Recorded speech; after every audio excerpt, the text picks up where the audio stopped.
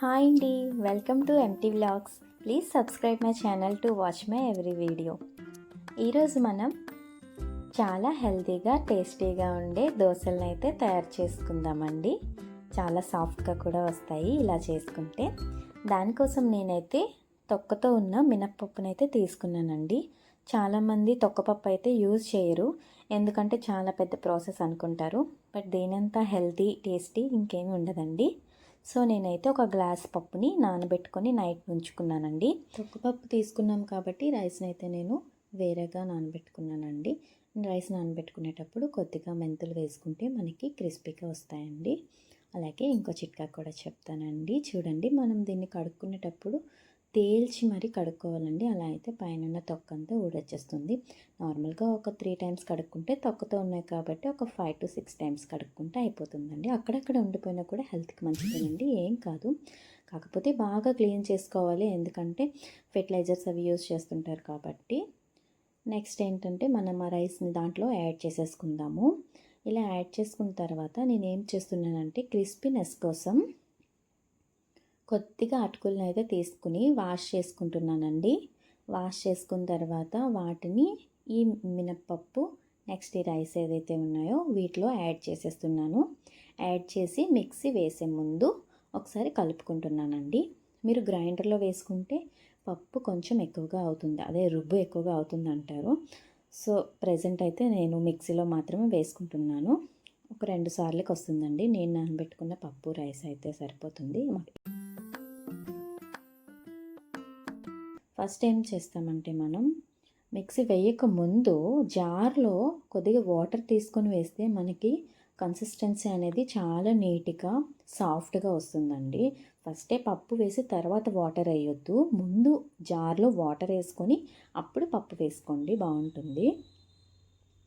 నేనైతే 2 టైమ్స్ వేసుకున్నానండి. కొద్దిగా వాటర్ అనేది యాడ్ చేసుకుంటున్నాను. వెంటనే అట్లు వేసుకునే కన్నా ఒక 2 అవర్స్ పక్కన పెట్టుకుంటే మనకి టేస్ట్ అనేది బాగుంటుందండి. లేదంటే పిండి తిన్నట్లనే అనిపిస్తుంది. సో నేను ఒక 2 అవర్స్ దీన్ని అయితే నేను పక్కన పెట్టేస్తున్నానండి. 2 అవర్స్ తర్వాత చూద్దామండి.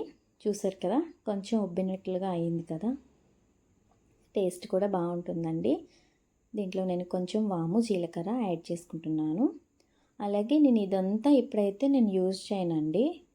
ఇది నైట్ టైం కాబట్టి నేను ఎక్కువ యూజ్ చేయను. మార్నింగ్ కూడా కొద్దిగా వేసుకుంటాను కాబట్టి దీన్ని ఏం చేస్తున్నానంటే సగం ఇప్పుడు వాడుకొని నెక్స్ట్ సగం ఏమో మార్నింగ్ కోసం ఉంచేస్తున్నాను, సెపరేట్ చేసుకుంటున్నాను. సాల్ట్ వేయలేదు కాబట్టి ఇప్పుడే సెపరేట్ చేసుకోవాలండి, ఎందుకంటే సాల్ట్ వేసామంటే చాలా పుల్లగా అయిపోతుంది. సో నేను దాన్ని పక్కన పెట్టేసుకుంటున్నాను. ఇప్పుడు ఏదైతే నేను వేయాలనుకుంటున్నానో దాంట్లో రుచికి సరిపడా సాల్ట్ని అయితే యాడ్ చేసుకుంటున్నాను. బాగా కలుపుకొని పెనం అయితే పెట్టుకుంటున్నానండి. ఇప్పుడు నేను ఇది చాలా పాతకాలం నాటిదండి. ఒక స్పూన్తో ఆయిల్ అయితే యాడ్ చేసుకుంటున్నానండి. ఇప్పుడు మనం తీసుకున్న రుబ్బును అయితే స్ప్రెడ్ చేసుకుందాము. పల్చగా కూడా వస్తాయి, థిక్గా కూడా వస్తాయి. మీకు ఎలా కావాలన్నా వేసుకోవచ్చు. చాలా సాఫ్ట్గా ఉంటుందండి. మీరు తొక్క లేని పప్పు కన్నా తొక్కతో ఉన్న పప్పుని యూజ్ చేస్తే హెల్త్కి కూడా మంచిది, మనకి ఫైబర్ కూడా ఉంటుందండి. చాలా ఈజీగా ఉంటుంది. నెక్స్ట్ టేస్ట్ కూడా బాగుంటుంది. డిఫరెన్స్ మీరే అబ్జర్వ్ చేయొచ్చు. చూడండి, ఇలా టర్న్ చేసుకున్న తర్వాత ఇంకొద్దిగా ఆయిల్ని అయితే నేను యాడ్ చేసుకుంటున్నానండి. చాలా టేస్టీగా ఉంటాయి. దీన్ని మనం ఎలా అయినా తినొచ్చు. బొంబాయి చట్నీ చేసుకోవచ్చు, నార్మల్ చట్నీ చేసుకోవచ్చు, అలాగే కర్రీస్లో తినొచ్చు, బ్రేక్ఫాస్ట్లో చేసుకోవచ్చు, డిన్నర్లో చేసుకోవచ్చు, ఎలా అయినా యూజ్ చేయొచ్చండి. ఎగ్ దోశ కూడా వేసి పిల్లలకి కూడా ఇవ్వచ్చండి. చాలా సాఫ్ట్గా అయితే వస్తుంది. నేను చెప్పిన టిప్స్ అయితే మీరు పాటిస్తే కనుక. నెక్స్ట్ నేను దోశను వేసుకుంటున్నాను కదా, దాన్ని అయితే నేను నార్మల్ కారం ఉంటుంది కదండి, దాంతో వేసుకుందాం అనుకుంటున్నాను. టేస్ట్ అయితే డిఫరెంట్గా ఉంటుందండి. దాంట్లో ఆయిల్ అనేది మిక్స్ చేసామంటే ఇంకా బాగుంటుంది. ఇప్పుడు లైట్గా కారాన్ని అయితే మనం జల్లుకుందాము. చూడండి ఒకసారి, ఆ విధంగా చల్లుకున్న తర్వాత కొద్దిగా ఆయిల్ తీసుకొని దాన్ని కొద్దిగా స్ప్రెడ్ చేసినట్టు చేసుకుంటే చాలా టేస్టీగా ఉంటుంది అండ్ కలర్ఫుల్గా కూడా ఉంటుంది. మీరు కూడా ట్రై చేయండి. నేను ఈ దోశల కోసం అయితే పక్కన చికెన్ కర్రీ చేస్తున్నానండి. చాలా బాగుంటుంది. దోశలోకి, చపాతీలోకి చికెన్ కర్రీ కదండి. మీకు కూడా ఇలా ఇష్టంగా ఉంటే ట్రై చేయండి. చూసారు కదా, ఈ దోశ అయితే ఎంత కలర్ఫుల్గా ఉందో. మరోపక్క నా చికెన్ కర్రీ కూడా రెడీ అయిపోయిందండి. కొంచెం దగ్గర పడితే స్టవ్ ఆఫ్ చేసి సర్వ్ చేసుకొని వేడివేడిగా మన దోశలు విత్ చికెన్ కర్రీని ఎంజాయ్ చేసేయడమేనండి.